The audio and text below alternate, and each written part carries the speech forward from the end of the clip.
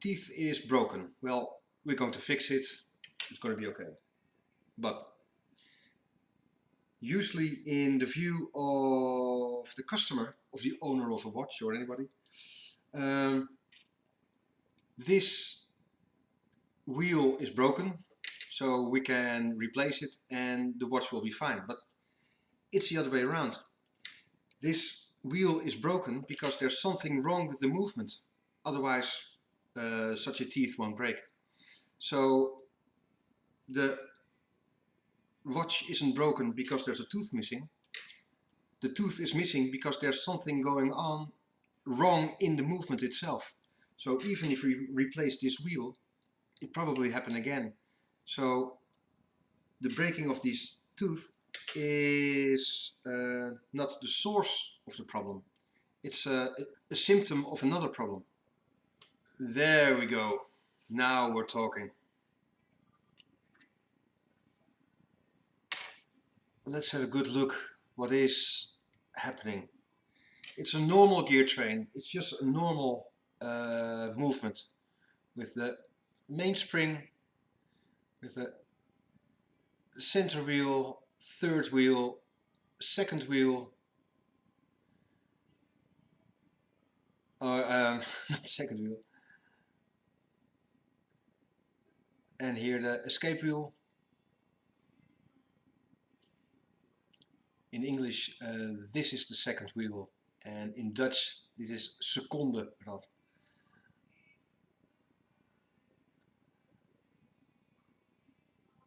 And then there's the extra feature. This gear is on top of the fourth wheel. So here is directly on the pivot of the fourth wheel, here in Dutch Seconde rad, an extra wheel, and here is the magic happening, because this is the sweep second wheel, and here is the really interesting bit. We're going to do a full revision, so we're going to take it apart anyway.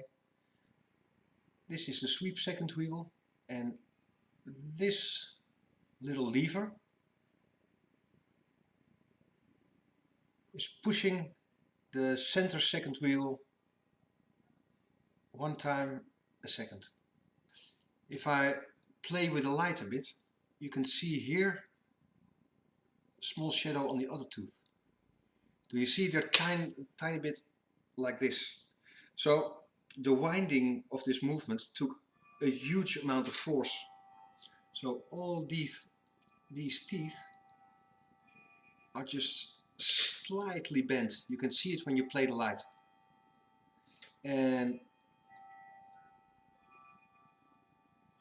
these here look better. And there is, well, so that's the huge amount of force being applied to the winding wheel and the ratchet wheel.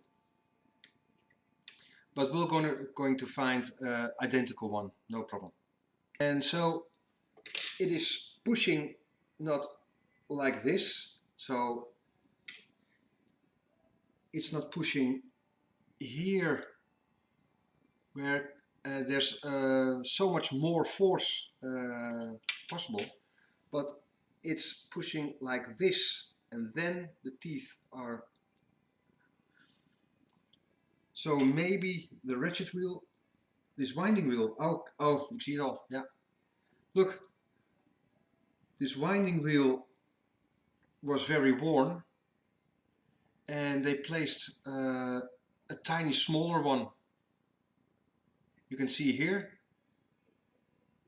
it's not wide enough, and over here. So this wheel is a tiny bit smaller, and that's why the teeth is broken.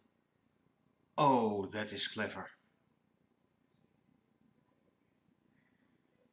Because, oof, that's nice. This bit is pushing the wheel forward, but this has got a double function because it's stabilizing the second hand, because this wheel is moving here. It cannot move because of the teeth, and is stabilizing this wheel here. That is clever. So the Seconde second hand is not moving like this. That is such a nice design.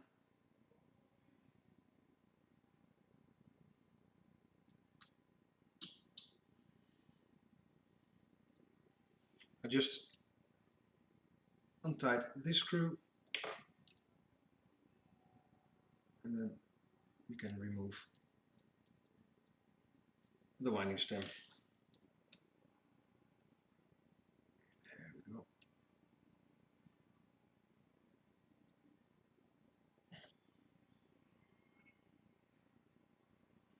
And you see, we are not the first in the movement, and that's why you have to